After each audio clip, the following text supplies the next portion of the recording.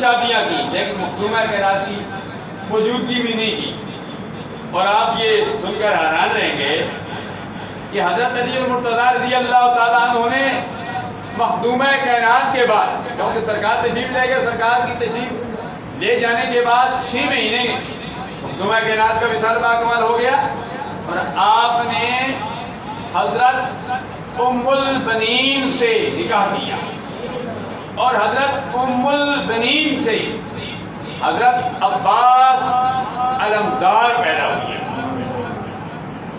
ام البنین سے حضرت عبداللہ پیدا ہوئے، ام البنین سے حضرت عمر پیدا ہوئے، ام البنین سے حضرت عثمان پیدا ہوئے، اور یہ چاروں کے چاروں شہزادے عباس علمدار، حضرت عبداللہ، حضرت عمر، حضرت عثمان بنت ام البنین بن حضرت علی المرتضیٰ رضی اللہ تعالیٰ عنہ میدان کربلا میں شہید ہوئے۔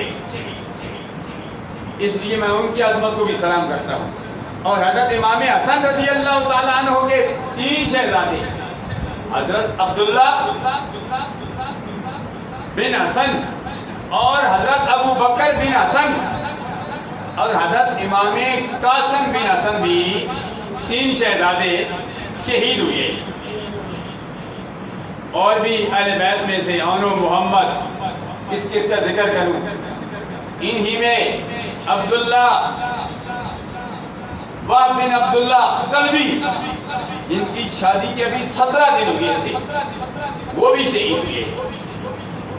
ابھی 17 دن ہوئے تھے، نئی نئی جب شادی ہوتی ہے تو یہ مرحلہ بڑا مشکل ہوتا ہے۔